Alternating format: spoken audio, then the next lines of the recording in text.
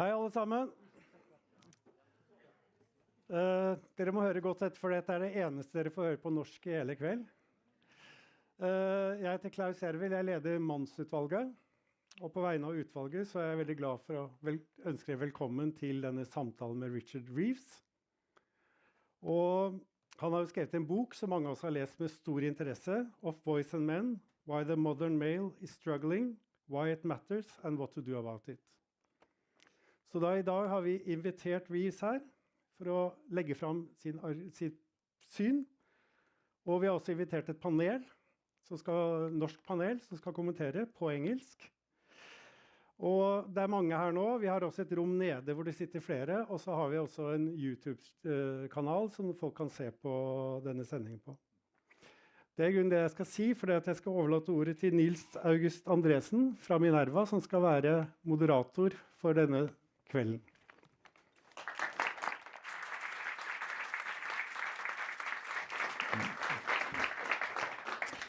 Thank you so much, Klaus. It's so good to be here. Thank you for having me here. We're having a very important topic before us today. We're going to talk about gender equality and the problems that men face in today's society, or maybe societies, because there are differences between different countries. And these questions are profoundly related to several of the big debates of our time.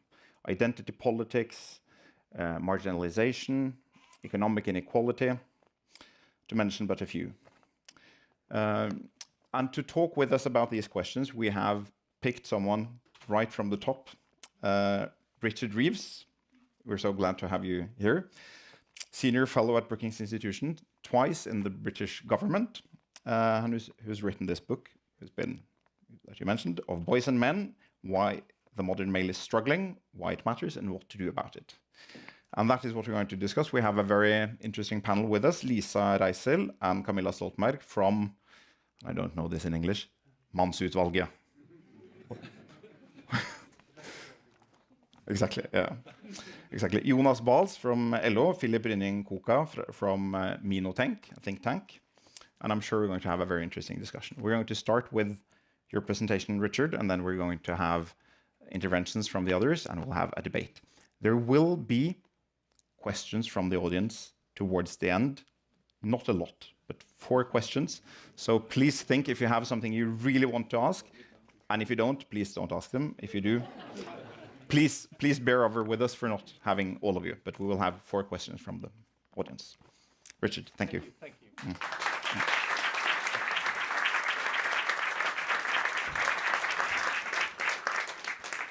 Thank you, and thank you for the kind invitation to speak to you today. I've already had a very interesting and useful day here in Oslo, learning more about some of the differences as well as the similarities.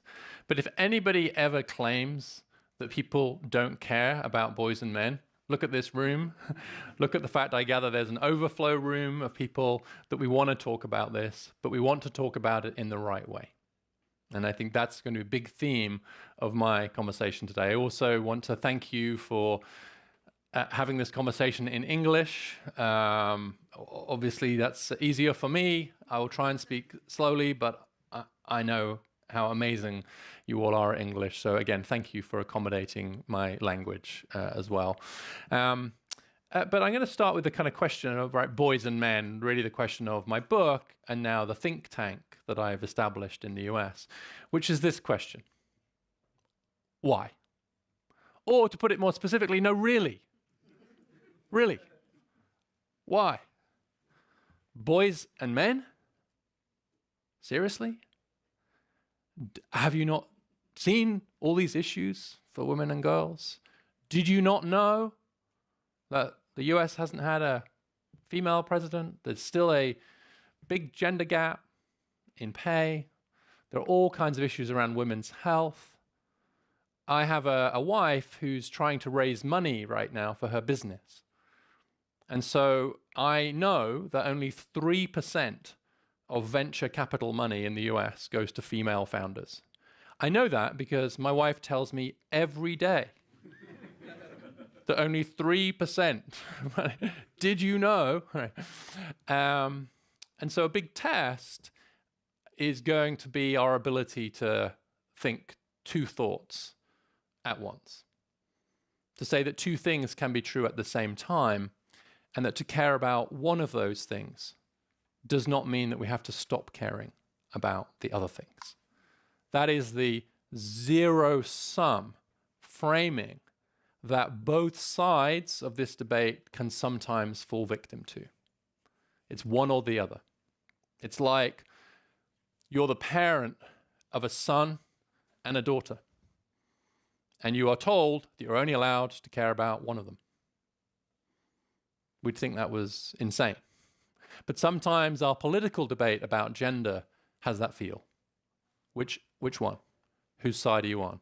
And that to care about women and girls means to ignore the problems of boys and men or downplay them, but also the other way around. That somehow to embrace the real issues of boys and men means to turn against the women's movement, or somehow blame the women's movement for the problems of men. And that's all wrong. So I think we can do better. So that's really why. It's not like there haven't been other books. Hannah Rosen's book, Kay Heimowitz's book, Zimbardo's book, this book on men even come from the same publisher as me. Also about men, The Boy Crisis, Farrell and Gray, which I think some of you know. And then even since my book came out, this book has been published by Senator Josh Hawley, who is the senator for Missouri, who's relatively famous for one thing, which was making this sign to the people on January the 6th. And his book, you can see, his book is called Manhood, the Masculine Virtues America Needs. Right? I try and say it with a deeper voice, manhood, manhood. I know he would want me to. And the Senator Hawley criticizes my approach. For example, he criticizes my view that we should have more men in teaching and social work and kindergarten, which is maybe a subject we can get into, and I respectfully disagree. So here's my book. Why? Why another book? Well, firstly, because I'm the father of 3 boys. And to some extent, scholarship is always a little bit autobiographical. It's partly about us. Just depends how much and whether we admit it. And so I'm having conversations with my boys. They're all in their 20s now. I've raised them in the UK and in the US. I'm having conversations with them. You see, I'm not in this picture because they're all taller than me now. So I think it's better just leave them to it. And so I've been talking to them a lot. And I don't want you to think that my data, I'm going to show you data now, leads me to think that these are the kinds of boys who are struggling most. In society, that's not true. They're very privileged. But the kinds of conversations about masculinity, gender, education, family, dating, those are quite common. And there's a lot of boys who are asking a lot of questions right now. And as one of them said to me, quite sadly, he said, you know, he had a class at school on relationships. I thought, that's great. They're teaching about relationships. And I said, how was it? And he said, I have a list of 17 things that I'm not allowed to do or say. Right? And they're all good things. I want him not to do or say those 17 things. And I said, and what else? He said, no, that was it. So he said, they told us what not to do, what not to be. Nothing about positive message. But also, and here I want to give a big shout out to the Men's Equality Commission, that I think Norway, in many ways, is helping to lead a debate about this. And this is a direct quote from the introduction. This is obviously in English. I'm sure it's even better in Norwegian, but it's very good in English. And it makes the point, although men constitute a majority within powerful positions, there's still a lot more to do. Men's earnings on average greater than women's. Men still face gender equality. Gender equality policies aim to ensure equal opportunities for civic participation to all citizens. Now, that on the face seems like a really boring sentence written by a civil servant. Probably, did you write that? Okay. Right? It's actually an incredibly radical statement, but framed in exactly the right way, because it dares to say this. Men may still face gender equality challenges, and equality policies for civic participation to all citizens. So it opens the door to the fact that we might have gender gaps that go both ways, and both can matter. It's not zero sum. And so very often when I'm in the US or in other countries and I'm talking about where gives you hope for this conversation, I very often point to you and this commission, this conversation. And I'm often asked, why is it that in Scandinavia, especially Norway, but in some of the other Scandinavian countries, there's more conversation about this issue than in other countries? And I think there are two reasons. One, and we're going to talk about this, I think some of the education gaps here just look a lot bigger. And I know we're going to talk about why that is and whether that matters. But just especially in higher education, you see very big gaps. And I'm going to show some in a minute.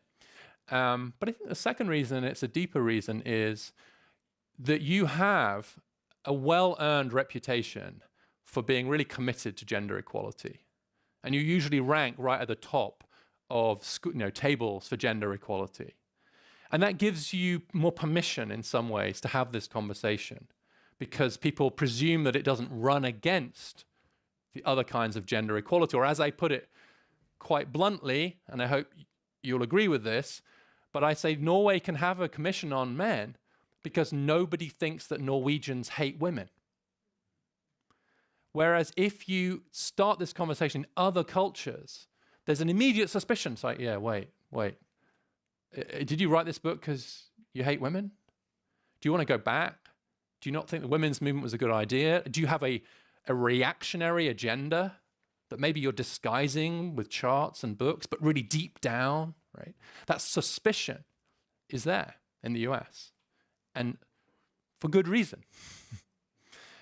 You don't get the same suspicion. So you really can lead the way, and I hope you'll do more. The other reason is this C.P. Scott, the founder of the Guardian newspaper, where I spent a few years, and he said this: comment is free, but facts are sacred. And I think this debate sometimes floats too free of the facts, and we should just be able to have facts. And then we can argue, we're going to have more facts later.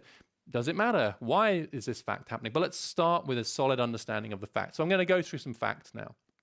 This is a very troubling and dark fact, which is that the biggest risk factor for losing your life to suicide in the US and in every country that I've seen data for is being male. It's 4 times higher for men than for women. Men at the top, women at the bottom, different age groups. From 1999 to 2021, the US is unusual in having seen such a big rise in its rates of suicide. It's an outlier in a bad way around that. But you can also see this big rise for young men.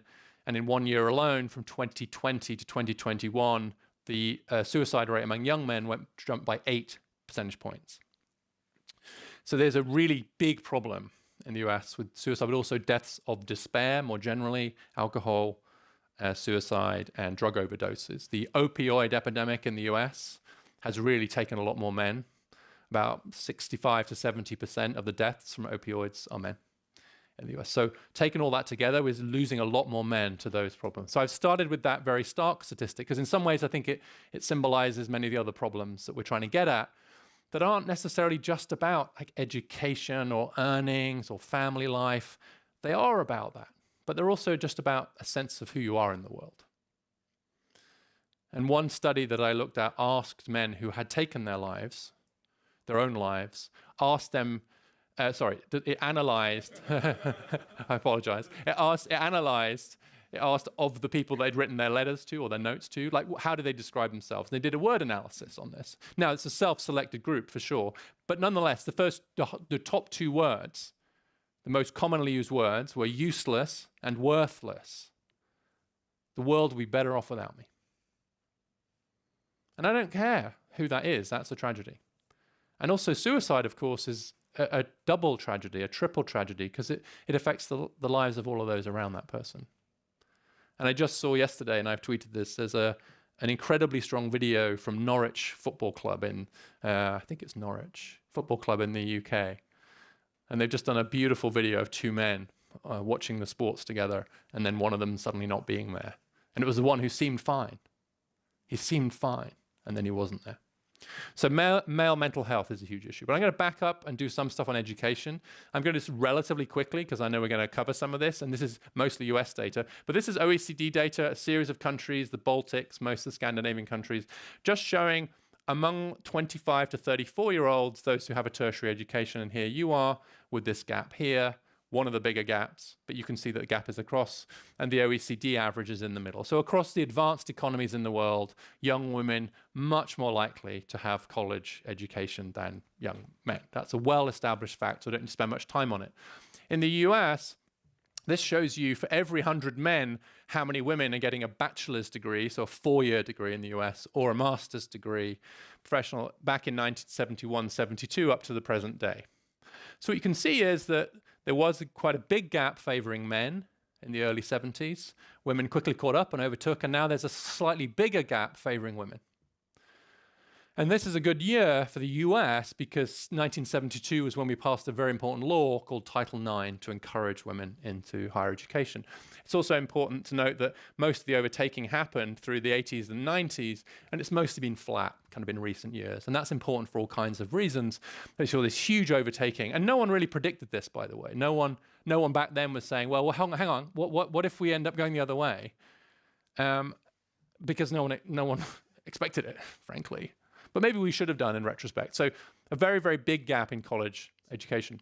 But in the US, at least, the reason why there's such a big gap in colleges is because there's such a big gap in our high schools or our secondary education. This shows you the grades. So we take the grade point average for high schoolers in the US from the lowest 10% on the left to the highest 10% on the right. So it's in deciles. So what you can see here is that this is the highest, this is the top 10% of high school students, and you can see the share female-male. So 2/3 of the top 10% are female, and then you can see the same at the bottom, right? So on this measure anyway, very, very strongly skews towards girls in high school, which predicts what happens in higher education. Of course, the gaps can come even earlier. And one of the reasons for that, again, and I'm not going to spend too much time on this, because I think we'll get into it, but this is essentially showing you that there's a developmental gap between boys and girls based on age. What this is showing you is impulse control and sensation seeking. So sensation seeking, the orange line, and it's girls on the left, boys on the right. Sensation seeking is what psychologists call the gas or the accelerator. What's the word in Norway? How would you say it, like in a car when you go to go faster? Accelerator? Yeah, great. And then the other one, so that's like, yay, let's do that. This is a great idea. Or in the worst sentence that any father can hear their son say, hold my drink and watch this. Risk-taking peaks in adolescent years, but then you've got impulse control, which is the break. Maybe I should go to bed and study for my test. Maybe I shouldn't take that. Maybe 5 drinks is enough for tonight, etc. And what you can see is adolescence is a bit of a mess, but much, much more so for boys. And if that's an important time in your education system, these years 14 to 18, where boys are just struggling because their frontal cortex hasn't developed, then that's going to show up in grades, as I showed earlier. It's not going to show up in tests of cognitive ability or intelligence. Girls are not smarter than boys. It's weird to have to say that, isn't it? But boys are not smarter than girls. They're about the same. But girls mature a bit earlier, and I think we'll get into that.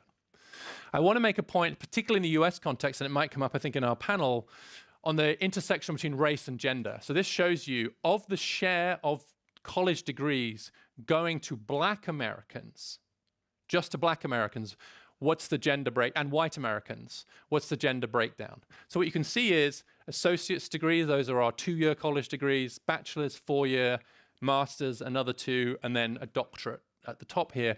And what you can see is there's a gender gap for white, with white women getting more than white men, but then a much bigger gap for Black. For every 1 Black man getting a college degree in the US, there are 2 Black women.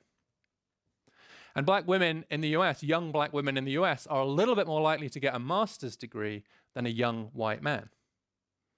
So big improvements in outcomes for Black women, but not Black men. So if we think about this intersectionally, gender and race, and in the US at least, we get some interesting patterns which suggest that Black boys and men in particular are at a particular disadvantage. I could do the same with class, and I do in some of the later ones.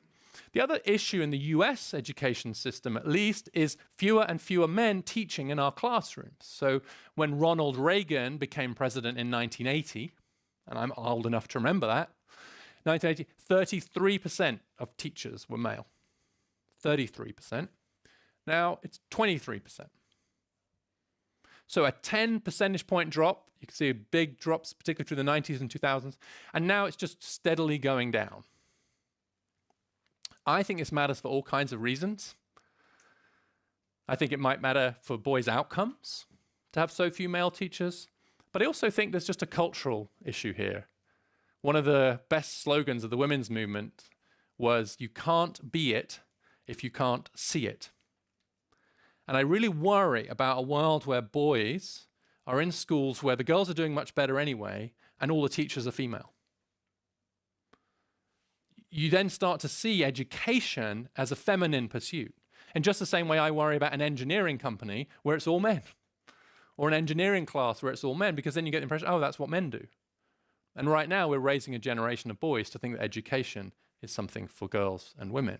And I think that's a huge problem. Gender segregation in the labor market is a massive problem. And I'm going to say a bit more about that in a moment. But then, of course, if you do it at different levels, and depending on how old or young the kids are, you see a difference. So here's post-secondary college. So college in the US is about 50-50. It's close to 50-50 male-female now, professors. It's almost at gender parity. High school, it's about 45% male. Middle school, elementary. So it's a different system, but the same patterns will be true here, I'm sure.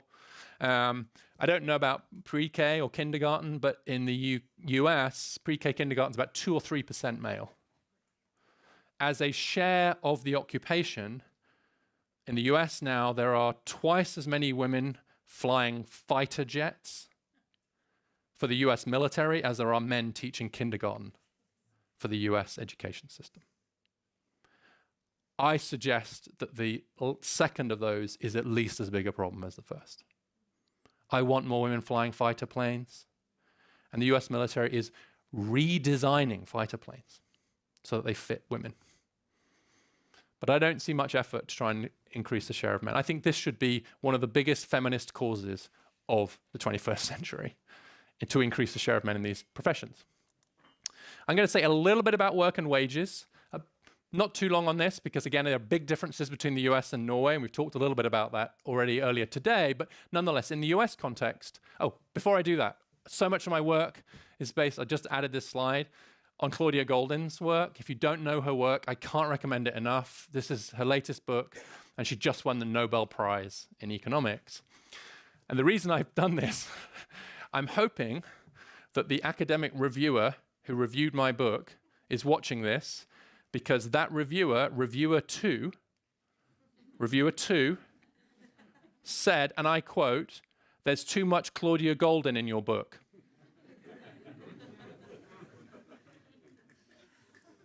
Really? There wasn't enough Claudia Goldin in my book. But in terms of understanding the gender pay gap, occupational segregation, the parenting, Claudia's work is just, I cannot tell you how much of an impact it's had on me over the last few years, actually. So shout out for her.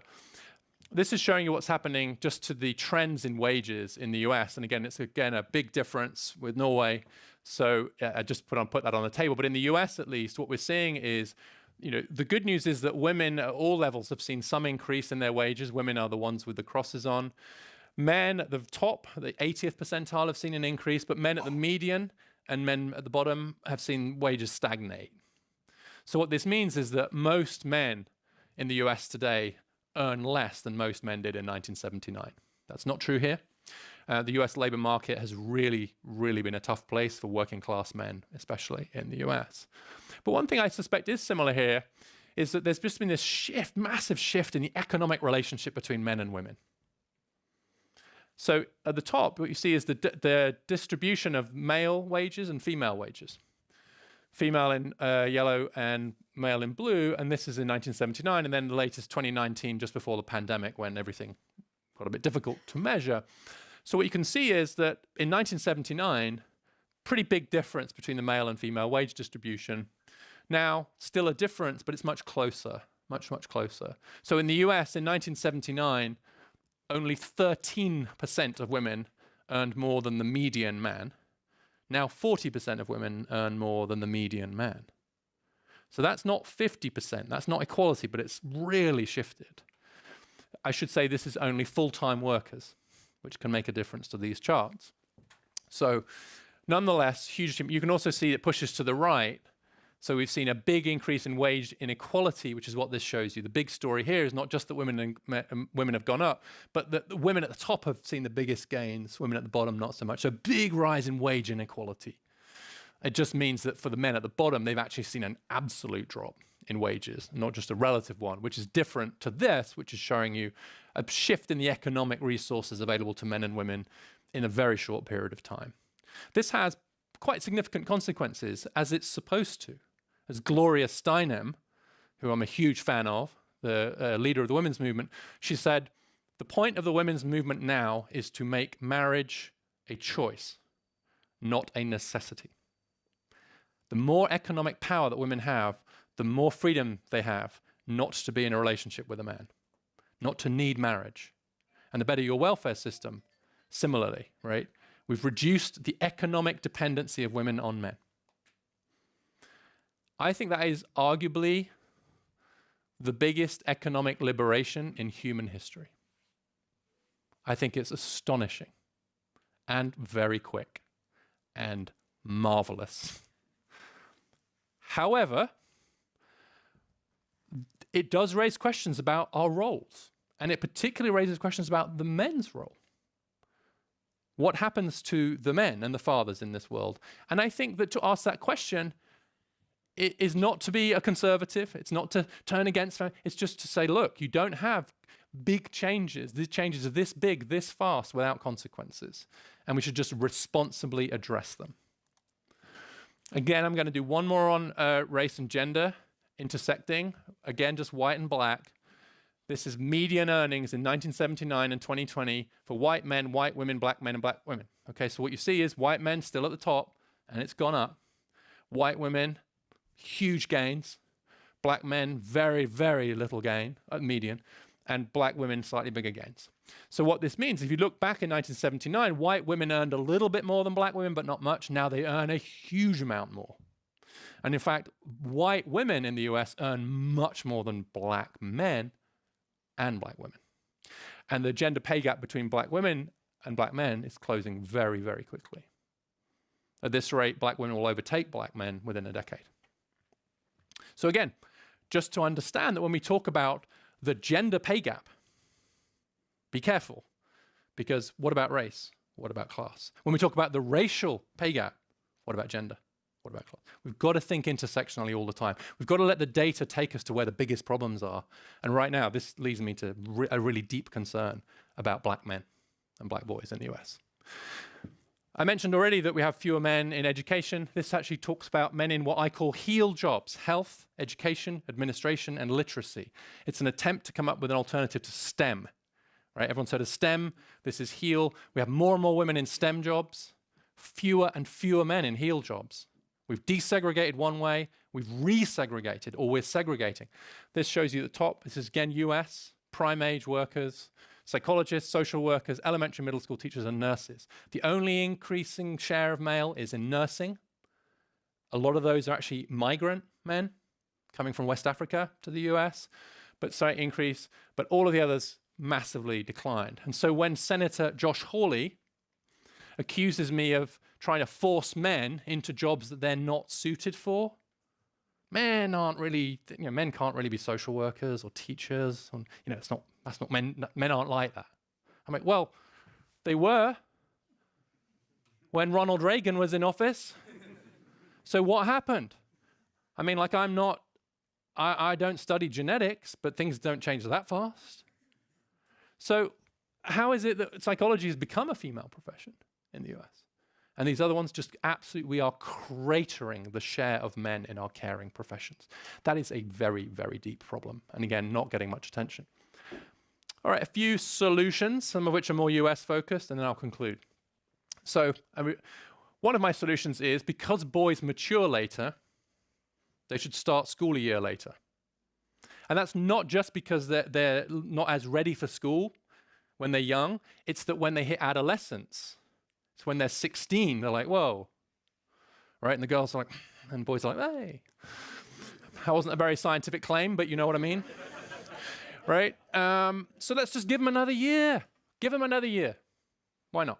A lot of rich people in the US do this almost by default. In the US, we are not very good at vocational training. I think one of the big differences here is that the boys who aren't doing very well in mainstream education have an alternative route through vocational training, which can lead to a decently paid job, at least for now. That is not true in the US. We have terrible vocational, almost no apprenticeships. We don't have technical high schools. Here, we might have some overlap. I would like us to get the share of male teachers back to Ronald Reagan era. 1 in 3 should be a target for every school district, every state, and the federal government. I do not think that 1 in 3 is a crazy target. And I really worry that if it just goes down and down and down, it's just going to get harder and harder to get men. My middle son is going to be a teacher, but he faces quite a lot of stigma, and you hit 23%, 21%, 20%, 19%. We know that you reach a tipping point in professions where if it's too strongly gender segregated, it gets harder and harder to get people to go into it, right? It's very hard to be the one female engineer out of 100 or the 2 out of 100. It's really hard, but it's hard to be the one male kindergarten teacher, right? So we've got to get to a point where it's easier to get in. So a huge recruitment drive. College campuses in the US, dropping out of college is a big problem. Again, a bit of a difference for men. We're not getting enough men. Every US college has a women's resource center to support women. There's one for men at the University of Oregon, even though being male is the biggest risk factor for dropping out of college.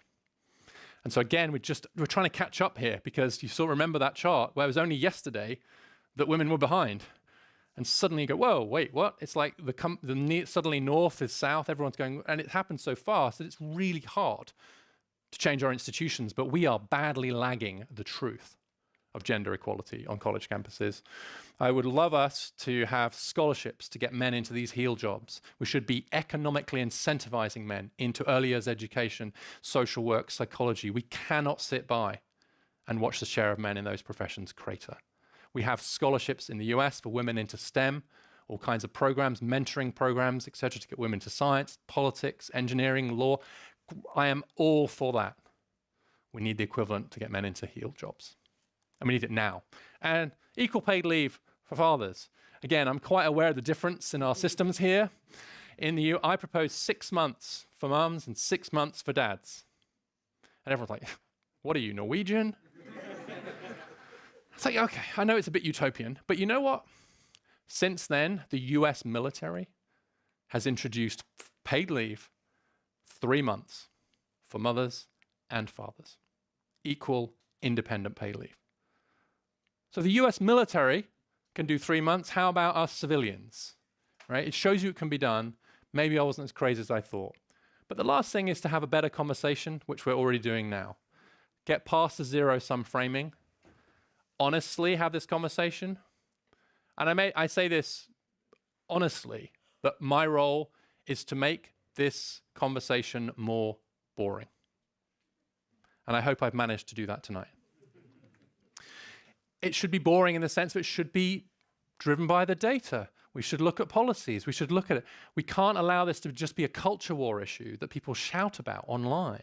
It has to be a conversation that we talk about respectfully with charts and real policies. Otherwise, we leave the ground vacant. Or to put this really at a sharp point, make this sound. This quote here, I think men's issues are largely overlooked. The people in charge of the world pretend to care, but when someone's championing men's issues like myself comes forward and manages to garner huge percentiles, so I'm silenced. They, as in the people who run the world, the governments, the OECD, they are not interested in men's issues. And so there's a lot of young men growing up today that feel very disaffected, and they feel invisible. I've got to tell you, struggling to disagree with some of those statements. This is Andrew Tate, arguably the most important internet influencer of recent years. He is a misogynist. He's under arrest in Romania. But he is, if you don't know who he is, he's the third most Googled person in the world last year, the most influential person on the internet. He's a British Romanian internet person who was deplatformed. But I'll give you one stat. When he was taken off TikTok last summer, he had 12 billion views. And there isn't a single young man in at least the Western world under the age of 30, 35 who doesn't know who this is. And he's captured this audience because when he says this, he sounds plausible. And then he says, and you know what? It's because of feminism. It's because of the women's movement. It's because the government hates you and you should be a real man again. And let's get back to the old days where women knew their place and stayed in the home. And look how jacked I am and how rich I am with my cars and stuff. And so he takes something that's true, something that's half true, and turns it into something wrong and then something dangerous. If you want a problem to become a grievance, all you have to do is ignore it. And then the people who are struggling will listen to other people who are not ignoring it. And so I want to thank you for your work, and I encourage us all to just talk more about this, because if we don't talk about it and we don't make the young men who are struggling feel like we see them as well, but we're going to carry on doing the stuff for women and girls, if they don't see us doing that, you doing that, they hear us doing that, they will find someone who is. And then it will turn to reaction. And so the young men who are turning to these reactionary forces, it is no good just to blame them and say, oh my God, it's terrible. Why are all these men becoming misogynists? We need to double down on feminism. We need to cut off their supply lines. We need to make him sound crazy when he says that. And you're helping because I say, what are you talking about? We have a whole commission on men. There's a whole government thing. There's a whole series of policies to get more men into education. And what are you talking about? But right now he doesn't sound crazy enough. So our job, make it more boring so that the reactionaries don't own this conversation. We have to own this conversation. And we have to do so honestly and in a good faith way. Thank you for your attention.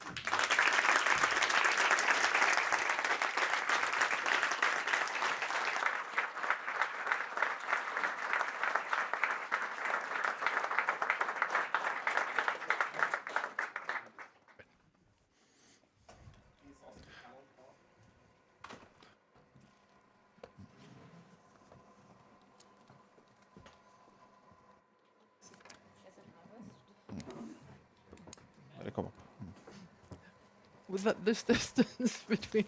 Good to meet you.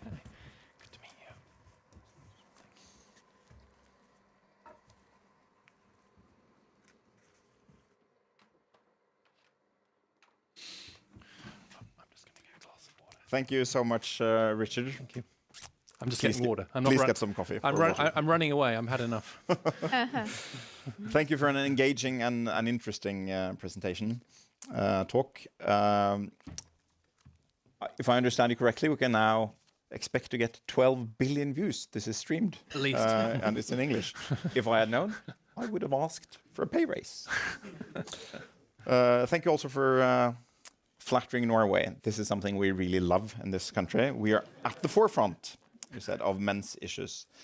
And that could be the case, but it's an interesting sort of paradox, both since we have been known for having a lot of gender equality pro-women policies, but in a sense, maybe Liza, and I want to ask you this, in a sense also because Norway is maybe not the country where men fare the worst, including on some of the topics that you mentioned, Richard, and you have written a little bit about this, Liza. Can you please give us your view on the problems and the discussions that Richard talk about and how they relate to the Norwegian context? Yes, thank you. I think first of all, it's really important, as Richard really emphasized, that this conversation is not sort of a competition about who's faring worse. I think that's really useful to be able to have this type of conversation where we want to have a productive conversation that is about the facts and what's a problem, what's not a problem, and those things can be true at the same time. There can be problems for boys and men at the same time as certain things are also going well for boys and men. So I think that's really important in order to to be able to really pinpoint the problems and try to do something about them. An important similarity, and you've already sort of shown this, but an important similarity is the gender gap in education, obviously. And I think that in Norway, as well as everybody knows, boys are on average getting lower grades than girls in school. And I think that it's important to acknowledge that that's a gender justice issue, because those who have worse grades, and that pertains to gender, it pertains to class, have fewer choices than those who have good grades. So it is a justice issue. But I think that at the same time as that is a problem, it matters what consequences it has. One thing that I think it's important to say when it comes to the gender gap in higher education, which you also talked about, is that a major reason why women are so overrepresented in higher education in Norway, as well as the US, I presume, but it's very clear in the Norwegian data that a very large share, a third of women who are enrolled in higher education in Norway are enrolled in subjects that are very female-dominated. It's a handful of subjects in healthcare, early childhood education, social work, etc., that are very, very large professions, and they are very female-dominated. And the education that you need to be in those fields are located in higher education. So if we had gender parity in those fields, we would have a much, much smaller gap in higher education. And that's not, in most part, except for psychology, that's not because boys are faring worse with their grades, because many of these professions don't have very high grade limits to be able to get in. So there are other dynamics going on that are not less important. And this is, and I think I totally agree with Richard that there's a lot more to do trying to get men into these fields, but it's a little bit more complicated than tweaking their grades. An important difference, which was also mentioned earlier, is that in Norway,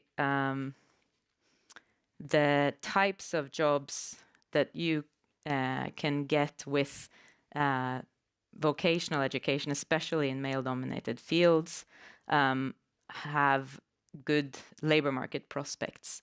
The men who graduate from high school with a vocational degree are, to a large extent, employed and have higher wages typically than women with bachelor's degrees. So that's an important backdrop to this conversation, which is different in Norway from the United States. And we've seen also a difference is, as Richard mentioned, we've seen a much more clear sort of positive development of men's wages as well over time, except for those who do not finish high school. And that's a group that we also need to be concerned about in Norway, where wages have stagnated and employment has gone down for both men and women, but there are more men in that category than there are women. So I think that in the US, it's a much more sort of college or no college problem. In Norway, it's high school or no high school problem for men specifically, and more so a college, no college problem for women, because women with high school degrees have low wages and lower employment. Anyways, I don't know how much time I have. Not much. Not much. All right. I want to say a few more things, maybe. The issue of young people growing up today and sort of seeing a society around them that seems very gender equal to them and not understanding why policy would be oriented towards sort of lifting women. I think that's a very parallel issue across our countries. Although I think we've had probably more policies trying to get men into sort of female-dominated fields, or policies really trying very hard to get people through high school. So there are policies, but much less sort of a massive effort to do anything about the things that might be problems for boys and men. Maybe I'll stop there, and I can get back to the rest. Thank you. Thank you, Liza. You got right back to the numbers. Richard, was it boring enough for you? Yeah. Still plenty to worry about. Camilla, for some of us who've participated in this debate for a while, it sometimes seems that we've been talking about now men's problem for a long, long time. But at least when I look back at the debate, even in Norway, we haven't. Go back a few years, and I didn't write about this, and certainly you couldn't write about it with the kind of trust that you talked about, Richard, that you weren't actually secretly a reactionary. And we can go back only 5 years. We had a new version of the gender equality law, and it was sort of briefly mentioned, maybe it should be gender equal, the law on gender equality, but then it wasn't. It was just shot down, and it was about women and minorities. And that was, I think, the discourse at that time. But Camilla, you were one of the people who really started writing about this quite early in the Norwegian debate, even before this. How do you view this debate? Can we talk about it now without this suspicion? And also relating to what Liza said, I mean, there are obviously differences between Norway and the US, and in many regards, Norwegian males fare a lot better. But do you still think we have some issues with education and health? And those are two of the issues that you've been writing about for the last years. Yes, we do. We still have some issues. And I would like to go back to the Friday, 10th February 2017. I was offered to have a column in the newspaper Morgenbladet, and I chose as my first topic to write this small piece called Guttegæren. I don't know how to translate that into English. It's boy crazy, but that's not exactly what it means. And what I said was more or less, in a very much more superficial and short version, much of what you say in your first chapter, or your first chapters, your chapter on education and your introduction to the book. So I also said, and I think that's perhaps why it took off completely, that nobody intended to create the huge differences in education or the other gender gaps that had developed over the last 50 years. And they were so similar, or are so similar, across countries, across school systems, and over time in different societies, that there must be something driving it that is there sort of by default. So I think that the average developmental differences between boys and girls that you've described here tonight are important. I don't know how important they are, but they may even be the primary driving force behind these differences. And just indicating that, first of men's lack of equal rights or equal opportunities is an important political issue, and then linking it up with something biological, that was enough for that issue to take off completely. With hindsight, I'm really glad it did take off, and I'm glad that I wasn't too inhibited not to say those things, because that means that we did have a discussion in Norway at a much earlier time than most other countries, and now it's developed and it's all over, and I'm not the driving force behind it any longer. Many others have taken over, and I just feel that looking back, we have achieved a lot when it comes to getting or making it more boring, to use your terms, but also in engaging many more people and people who did not consider or hadn't even reflected on these issues at all in 2017. So I'm really glad to be there. But having said that, you must, in order to work in this field, at least I've felt that you have to have the sense of urgency that I think is needed, because I actually think this is urgent. And I think that some people are now feeling that it is more urgent because of recent developments when it comes to, for example, having a person like Andrew Tate, or the election results in the local elections in Norway just a few weeks back, where we saw the big differences in voting patterns between young boys and young girls, or young men and young women. And I now think that there might be another opportunity for actually making something happen. Because after 7 years, basically, the discussion is much better, and it's much more sort of various and covers many more fields, and you learn things all the time, but nothing has happened. And to change these developments, that does take 30 years or so. So you have to start now. You can do a few things with a shorter timeline, but these are issues where decisions are being made now that will influence people's lives and society for the next 30 to 50 to 100 years. Because when we look back at when were the decisions made in Norway and other countries that made what we're now experiencing possible, well, they were made in the late 1950s, in the 60s and 70s. And the whole, you have to have those perspectives, because this is dynamic. So you have to think not only about what is the evidence, what are the data about today, you have to look at what are the probable developments unless we do something, and what is possible to do. So the last thing I will say is that I think it is important, or not the last thing, the second last thing, it is important not to say that this is about boys or men that do not do well, because it's not only about them. It's about all boys and men. And looking about the distribution when it comes to, for example, grade point average in lower secondary school, that is a good way of visualizing that.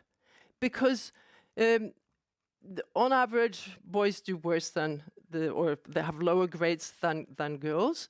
But that means that among those who do best, there are 2.5 to 3 times as many girls as boys. And about those who do worst or have the lowest grades, there are about 2.5 to 3 times as many boys as girls. So in the middle, there are also people, many people, that's where the majority is, where the distribution is shifted. So many, many more boys than girls are right below average, while many more girls are above average. And that also has consequences at all these different levels of how you do in school. And we would never let this look like that for girls and women. At least I hope so. We haven't accepted things like that earlier on, so why should we accept it when it comes to boys? So then to the principles, because after having written this piece, the government we had then, they decided they would establish a commission on the gender gap in schools and education, and I was privileged to lead that, or to chair that commission. And we had our report ready in February 2019. And we decided that we would have 5 principles for interventions, and not all of those are in accordance with your suggestions for solutions. Because we said that the interventions should make boys better, that is in school or in education, not do girls worse. They should reduce socioeconomic differences, at least not increase them. That's the second one. The third one is they should be they should include both girls and boys, or men and women. And the fourth is they should contribute to inclusion of boys and girls. And the fifth is they should be or be designed so that we could get the evidence we need. They should be evidence-based. And I think that when I'm not pointing out the only thing that I've been able to identify where I disagree with you, and that is that you say one should redshirt all boys by default. I think that isn't a particularly good measure. That is discrimination, and particularly against those girls that are in the same situation as boys. And it doesn't take into account the variation among boys and girls and the huge overlap that there is between boys and girls. So my aim is to identify interventions that are wise and to convince politicians that they should implement those wise interventions. So trying to focus on what exactly is that is the key issue today. And I think, or not today, but in the Men's Commission, I think, and hopefully then make something happen at last. Thank you. Thank you, Camilla. As long as I've lived, it's always been said that men speak about twice as long as women. I hope that's not true today. And Jonas and Philip, I hope when I said 45 minutes, I hope that your 45 minutes will be considerably shorter than the women. Jonas, we've talked a lot about now the gender gap in higher education. But another aspect of that debate relates to what Liza said about the people who don't take higher education. How do they fare? And when you look at this issue, you come from the labor union in Norway. Do we talk enough about maybe we need to do something about those people rather than only concentrating on the gender imbalance in higher education? This is something you've written quite a bit about. I think if you solve one of the problems, you will also solve the other problem. I don't think you can separate these questions from each other. What I really like about this book is that it makes it possible for us to talk intersectionally about boys and men's issues. That's really, really important for the debate to come, I think. And if we're going to speak intersectionally about men and boys, we will see that men and boys are not men and boys. They are working class men and boys, and they are upper class men and boys. So, for example, just to take one more of all these flattering statistics about Norway that I think we should take into consideration when we talk about also the wage gap. It's not only a question of high school or no high school, it's about trade union or no trade union. We have huge sectors in Norway now that are not trade unionized. If you look at the people driving the Uber taxis or delivering food for Volt, who are they? They are young immigrant men, and they are working poor, a lot of them. So these are things that we need to solve. When it comes to education, I'm really happy for many of the suggestions, and I think it's important to discuss all of this, including how to get more male psychologists. But my main focus is somewhere else. I think that it's a general problem for maybe more boys than girls, but for many people in the school today that it's like 20 years of academic teaching, and it makes a lot of people feel this, you talked about feeling useless, worthless. Where are those feelings first created? In the school, for most of us, I think. And today we have, I think it's a colleague of Liza, called Kristoffer Vogt, who has said that he calls it a middle-class norm for education. And if you drop out, we talk about it as a huge problem. But me and most of my friends, we dropped out. I was 22 when I got my diploma as a house painter, and I was almost 30 when I got a master's degree at university. And most of my friends who have become skilled workers or nurses or taken other professions, they did it when they grew up. So I think it's more important to see how we can make the school less academic, more practice-oriented, more varied. And I think if we succeed in that, we will also solve a lot of what we are now discussing as boys' problems, I think. and I have a lot of more things to say, but I will take your advice and Thank you, maybe Jonas. come back to it. Yeah. Philip, when we talked on the phone, you said something that struck me that I thought was interesting, that for a lot of young immigrant men and also other men, there is this feeling that gender equality has liberated women and also men, but for some men that liberation also leads to being unnecessary, not being needed. And I thought that was an interesting and fresh perspective. Tell us what you meant by that. Yeah, I have to credit that to the social anthropologist Torgeir Kolshus, who said that in a conversation we had earlier this week.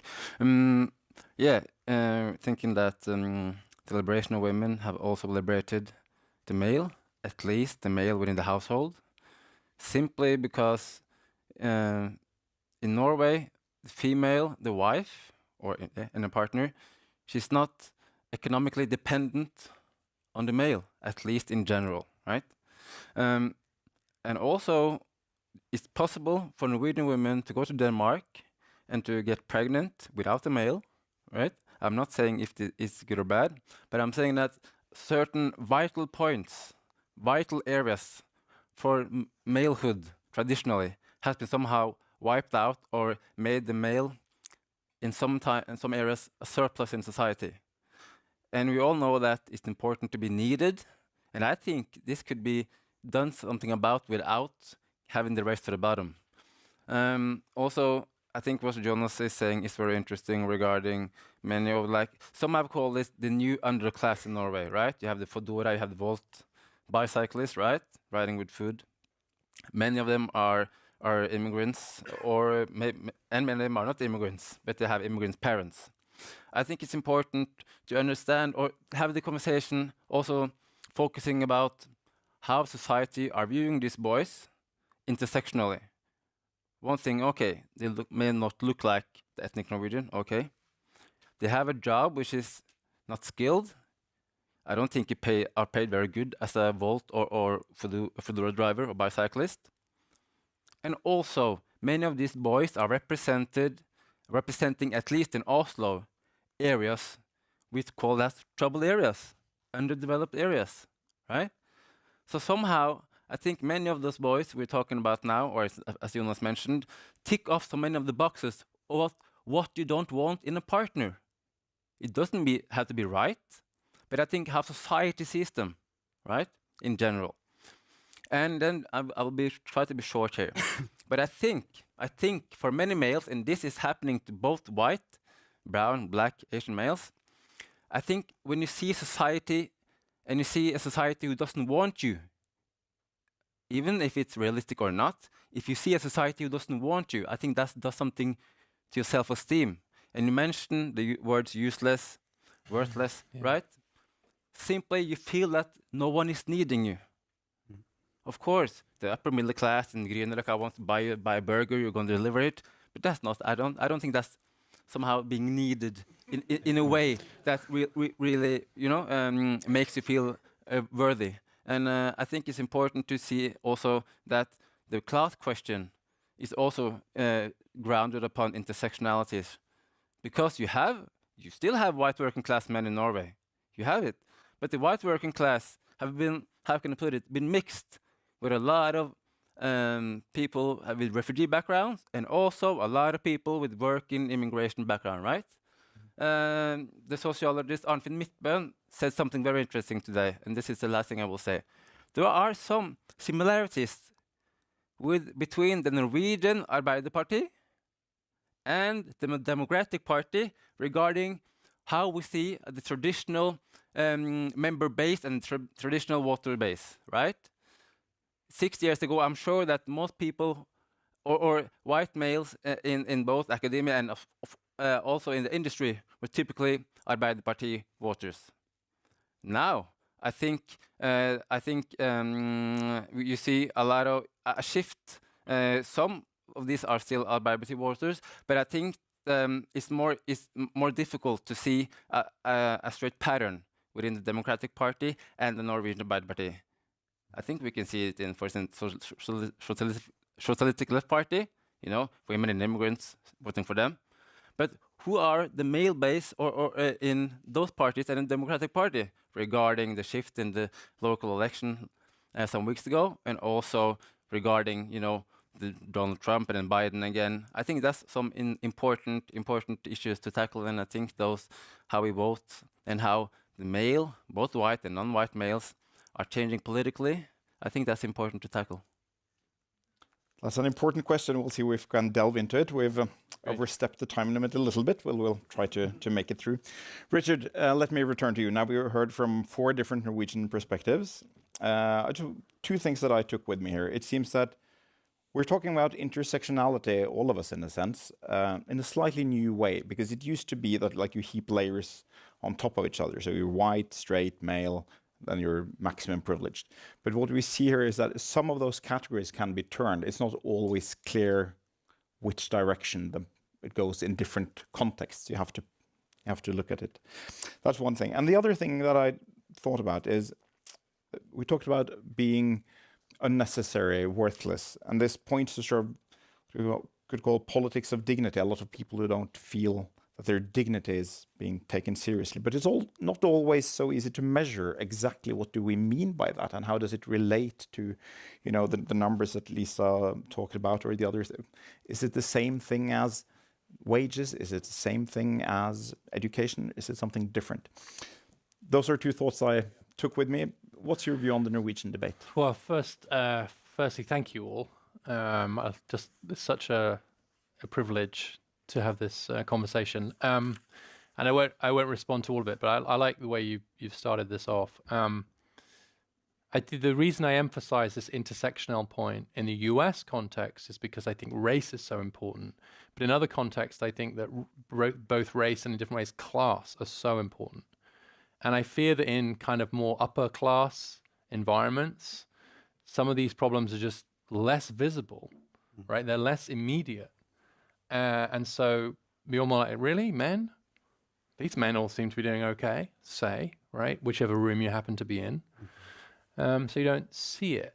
And I see the class gaps as really overlapping with the gender gaps in a very important way in politics, kind of especially. And then connecting your question to what Camilla said, I don't know how far to go. This sense of like, it is a universal human need to be needed. And it's also social death not to be seen, not to be visible, and not to feel like your problems are being heard. Right. And so this is a cultural issue, and this is where I agree that this is not just the men. So on lots of material measures, education, economics, you can sort of say, oh, well, those men are struggling, those men not so much, etc. But in terms of this cultural question, I do think that's broader. It's easier for men with power and education and money to negotiate that new world, but it's not like the questions aren't the same.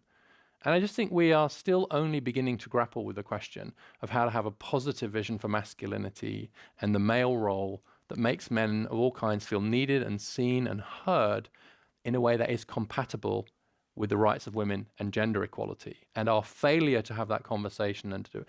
So I made the joke about my son saying a list of 17 things not to be, right? But we're very good at calling men out.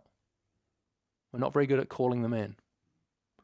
And that makes a lot of men feel like I'm very interested in all the surveys. You mentioned the politics. Like you look in the UK, the US, young men are more likely to say that feminism has done more harm than good than older men. Young men are turning away from the ideal of gender equality around the world. Now, on the specifics, wages, education, no, they think women should have equality. But if you ask them about feminism or gender equality, they're like, no. And the South Korean president won election by promising to abolish the Ministry for Gender Equality off the back of young men in South Korea.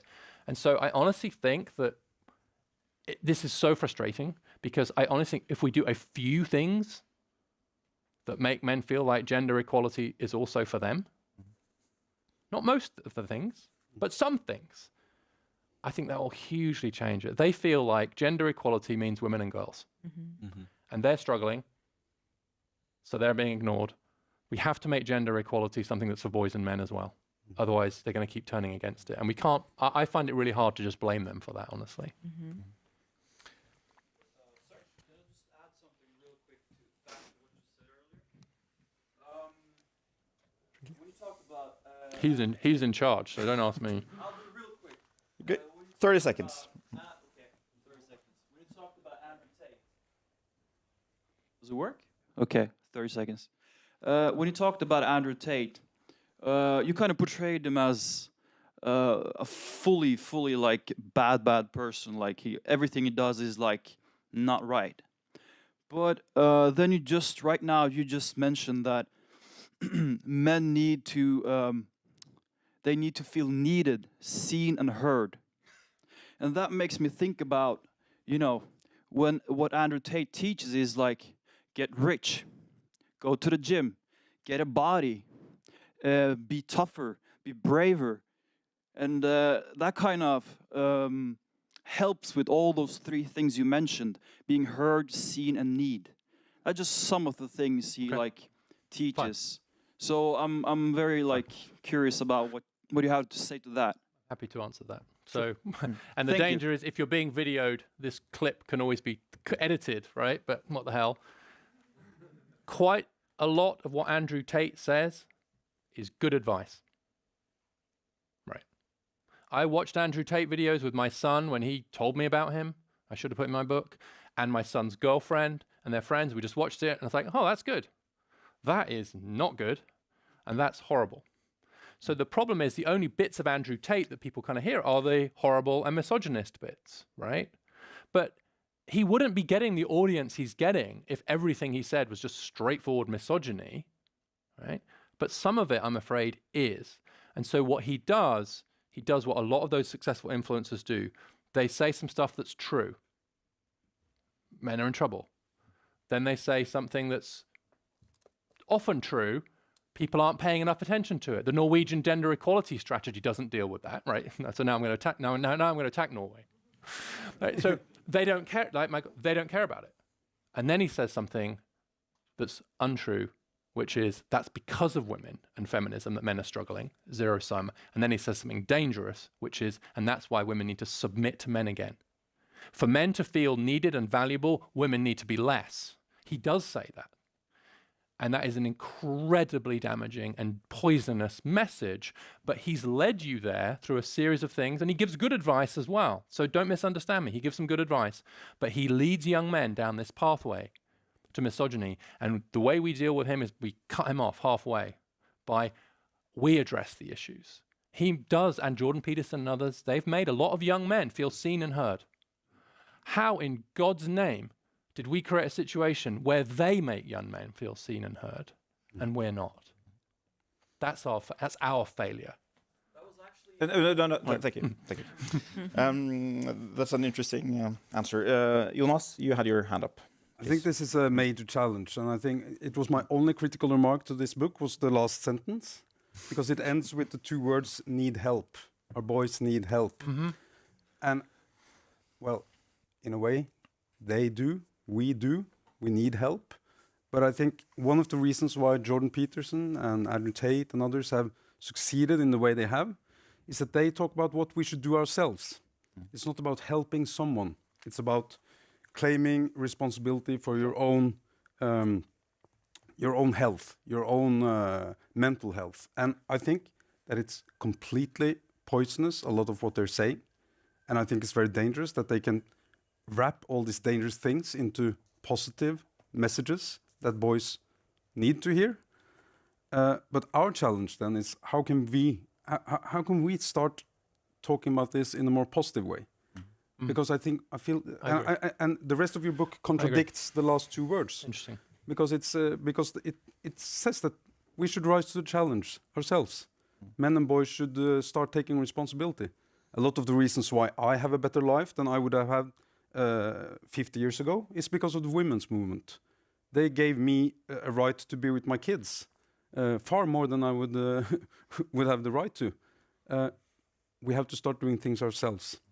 So, and speaking positively about this, I mean, we have to speak about the problems, the suicides and the wage gaps and all this.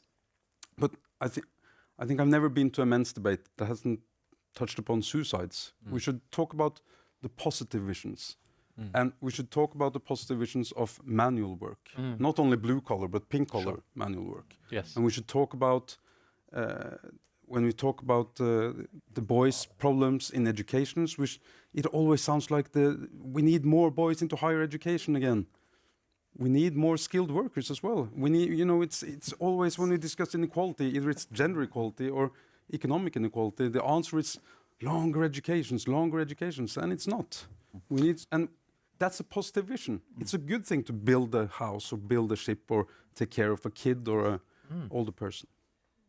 I'll let you address that in a little bit, Camilla, but I want to Very go short. very shortly. Yeah. I'll I completely. Okay. Shortly. sorry. I just want to go to. You'll get there. I'll just want to go to Lisa first to just keep on some of the points that you raised here. Is about how we talk about things. And those are sort of two separate issues, what we do politically and how we talk about things. And I remember one thing that's always hit me, and I remember when I was in the army, which is compulsory in Norway, one thing that happened is always when there's a war, you see someone on the state TV channel saying, war always hit women much harder. And they said so again when the war in Ukraine started. And of course, men die by the hundreds of thousands and are prohibited from leaving the country. Yeah.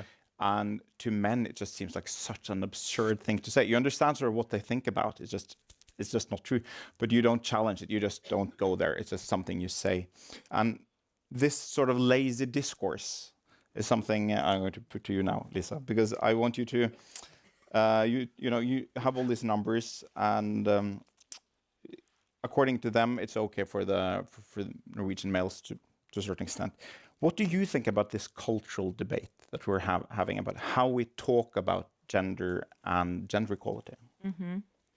I think that the one thing that is really interesting is that the debate and the narrative and the sort of what rings through for people is so similar in Norway and the United States when sort of the facts on the ground are so different. When Richard is saying sort of median wages have gone down, it's much worse for men now in the US than it used to be, etc. As we already have said a couple of times, it's not true in Norway. But at the same time, there's this unease and this what we have talked about here quite a lot already, this feeling of being ignored that is very similar. And I find that fascinating, and I find it fascinating that that Andrew Tate, for example, has the same type of appeal in Norway as he has in the US, when those societies are quite different culturally and structurally. Yeah.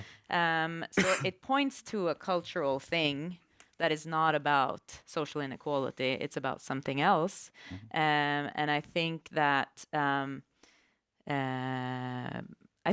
part of it has to do with what we've been talking about already quite a lot, that young people don't really see very clearly around them that women are struggling more than men. That's not what they see when they look around. And then they also see a political discourse and political parties that are very much saying that we are feminist parties, we're lifting women, and they don't say very clearly the same thing about boys and men. And that's sort of provocative, or it sort of is understandable that feels wrong. But then I also, sorry. I'll cut you short. Sorry. I promised Camilla to go to her. You said so many interesting things, but time is ticking. Just a short comment to Jonas, because I completely agree with you. And actually, that is much of what the Commission on the Gender Gap in Schools and Education proposed. What you just said, more vocational education, more emphasis on it, a right to have apprenticeship, and I won't mention all the different measures, but also flexibility to be able to return to education at a later stage in life. Yeah. Did you have your hand? No. No. No. Okay. Then Can I say something? Just there's a couple of things. One is the challenge back would be, yes, we need individual responsibility, but we shouldn't just assume that the solution is just with individuals. Absolutely. Right? Structures, systems, schools, etc. really matter. But I want to come back to this point about like not pushing back on a statement like war is worse for women. Right? I mean, we've got to try and create a culture where you say, really? Is that true? And maybe it is, but maybe it's not. And then have a conversation about it, right?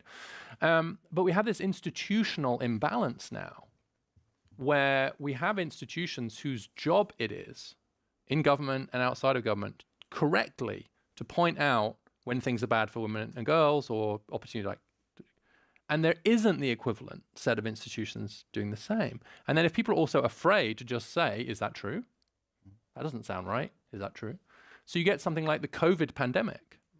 Now, in the US, and I will say this probably more clear than I've ever said it before, it's quite clear that COVID was much worse for men than for women. The pandemic hit men much harder than women in the US. But when COVID hit, there was a lot of discussion of the she session. It was affecting women. There'd be more domestic violence. Women's promotions would get affected. Labor force participation. There was lots of reports and concerns. They were good. Turned out none of that happened, thank God, by and large. Meanwhile, big effects on men. But there were no institutions saying twice as many men are dying in middle age, which they were. The US lost twice as many prime age men as prime age women. College enrollment dropped 7 times faster for men than for women in the US when COVID hit, etc. Now, it isn't to say that there weren't issues for women, but again, like if you can't even say maybe COVID's hitting men a bit worse than women, then we're in real trouble. Philip? There is a comment on that, because I said it to you, Richard, before we started here. I'm 34 years old. I'm placed politically on the left side, no doubt about it. And I think this is the most difficult panel I've been in, because I have no words to talk about issues of males. I mean, I used to talk about feminism, talk about Palestine, not to be a but talking about issues of males and how males are struggling. He's at least up until a few years ago almost felt like, am I reactionary? Am I old school? Am I looking towards the nostalgic past where men could be men? You know, and it's not the case. But I think that is affecting some of the debates here, and I also think, at least in social media and in by some columnists in Norway, it's still very, very politicized, where you could almost tell what the person will say regarding the political stance. And I think that's a good point in your book, that this needs to be apoliticized. We need to tackle this looking at a society where you have let's say a society where you have a huge pool of males, white, black, brown, which are angry, unemployed, in despair. That's probably a dangerous society, you know. So I think it's important to keep on this, as you said, keeping this conversation boring. Okay, but at least, Well, that wasn't boring. yeah. But at least keeping it apoliticized. And Philip, I just have to say, if you feel alone on the left, you're always welcome on the center right. We have a lot of room. Yeah. That's the problem. Okay. I'm not sure you know, but you have here with you the woman who led one of the most successful COVID policies globally, Camilla. So I let you comment on what he said about the COVID debate. And while she speaks, 3 lucky people, one already was too lucky, 3 lucky people can raise their hands, and maybe you will be selected for a question. I'll do this short because I'm so glad you brought up that example, because I have actually commented on several reports internationally where they sometimes mentioned that many more men than women died from COVID, and that there were also other effects on men that were quite serious, for example, losing their jobs, etc. But then they go on with many pages on why it was worse for women. And none of them have changed their wording after my comments. I haven't done this publicly. This has been as a reviewer. But these are women's organizations, I assume. No, so that's their these job, are no? European commissions, international commissions on looking at the response. But so it's just it's unbelievable. It doesn't come through. And in Norway, we've just had a report from a commission on women's health, not going through the kinds of differences. Or they could have looked at both genders, and then the picture would have been slightly different.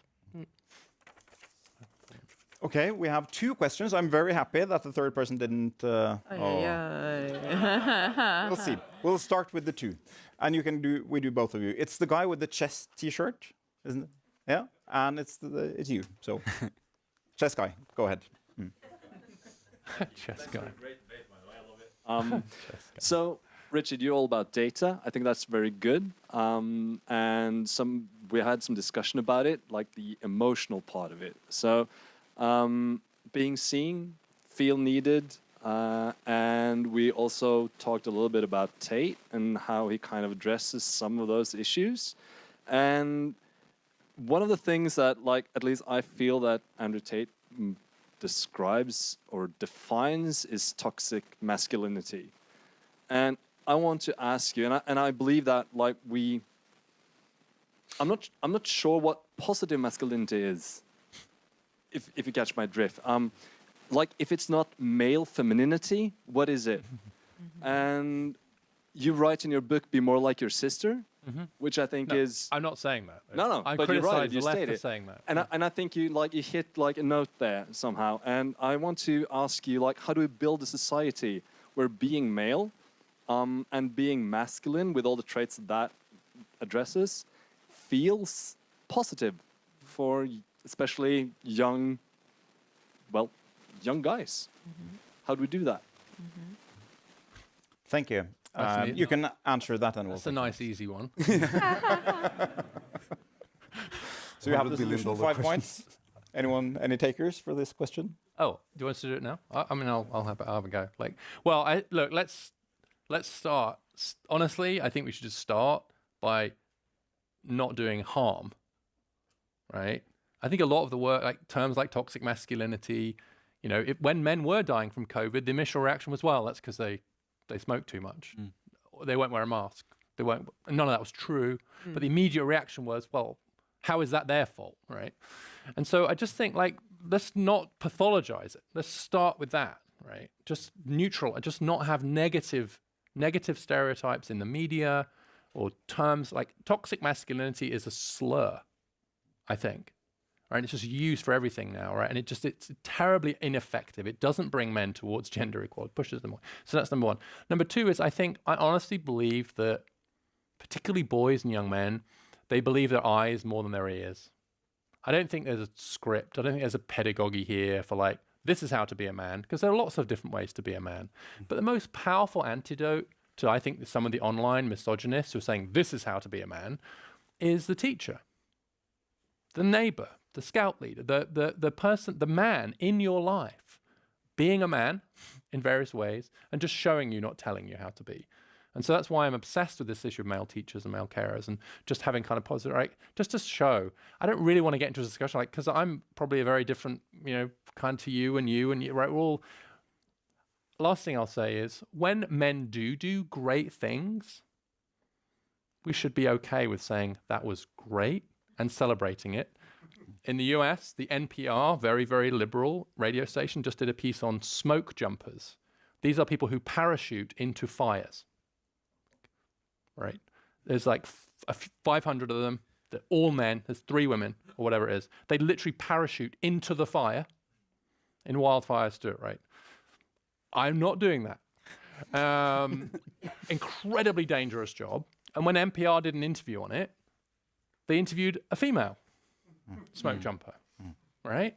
I know why they did that, because they want to break the gender stereotype. They want to show that women can do it. But on the other hand, you're like, if you're one of the 597 men jumping into fires, wouldn't it be nice to have a guy?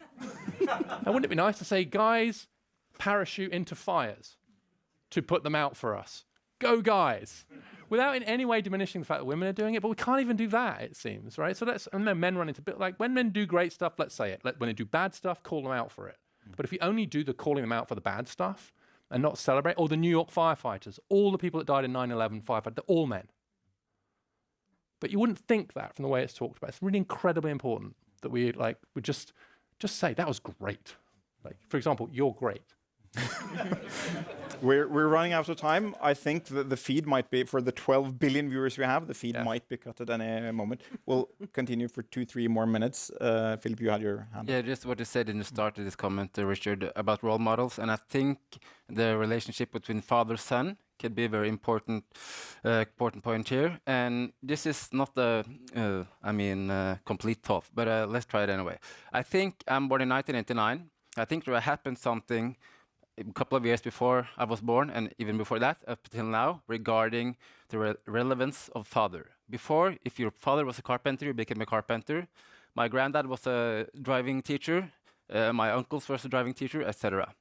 But today, it's not like that. You take a higher education, etc. And also, when my grandpa came home from work, had his pipe, the newspaper, and waited for dinner. Those kind of also social and cultural capital is not completely, but at some levels, not relevant today. What I think the father somehow in at least a Norwegian context in some areas have become, I said it again, a surplus, or at least not so relevant for the sons, because the son can go to football training at the age of 13. It's a paid coach, The father comes home, asks you about flirting. No, Pa, you can not do that anymore. It's new times, And also his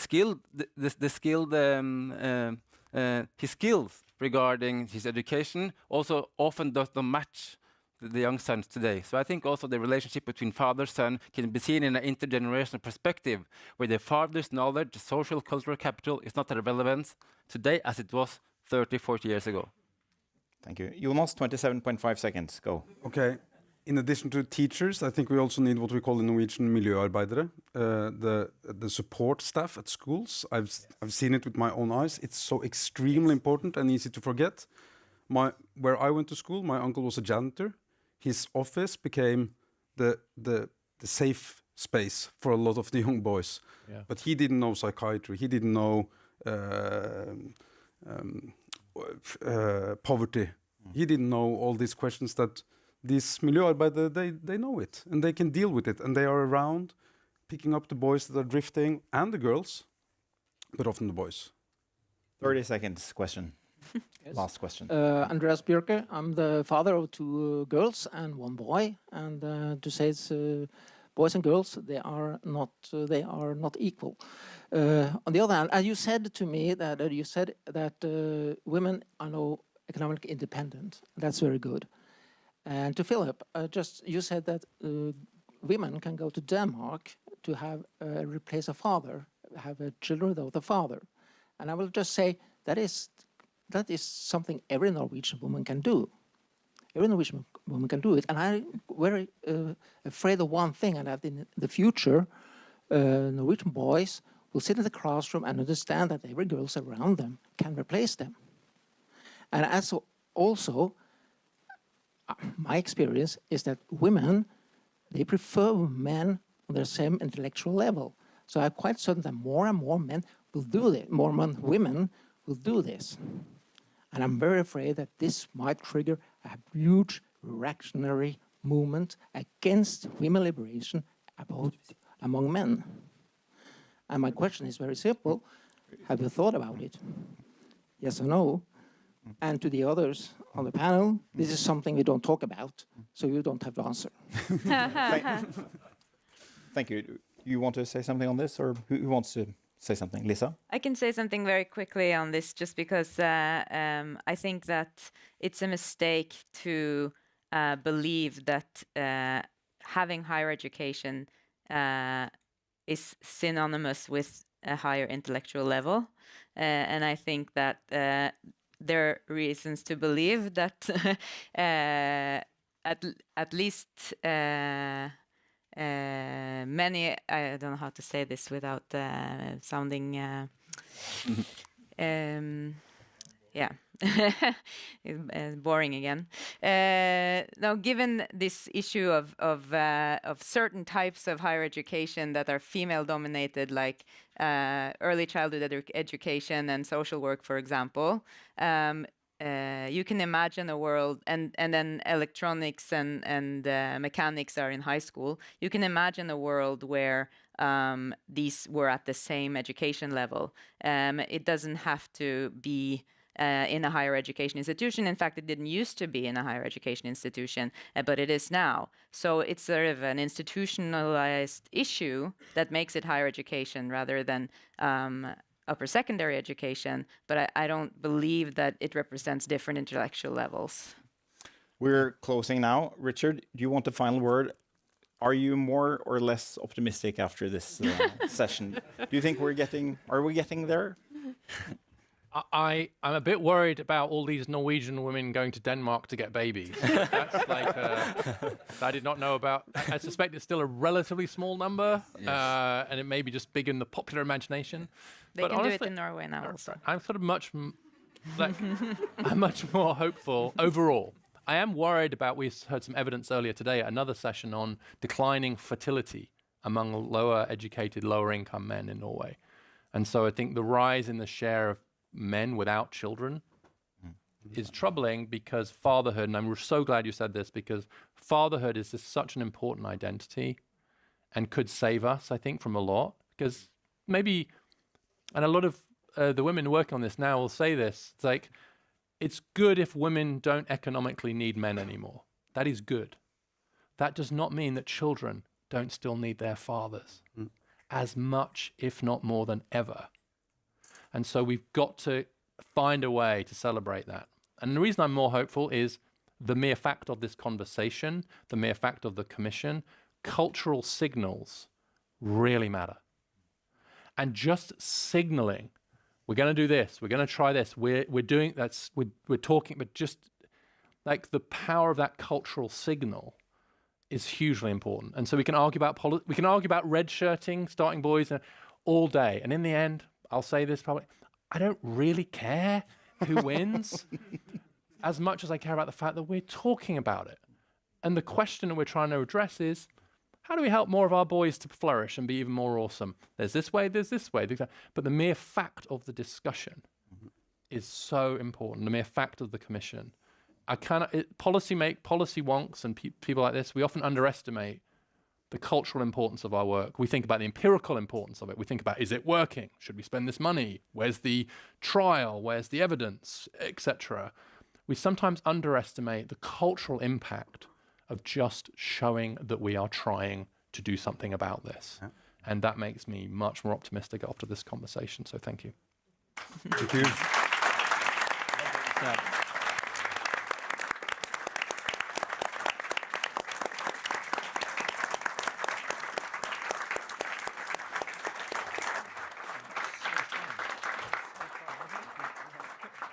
Thank you so much, Richard. Thank you to everyone who came. Thank you to all the people in the other room. Thank you to our 12 billion viewers. We're all looking forward to the report of the Mannsutvalget. And have a good evening.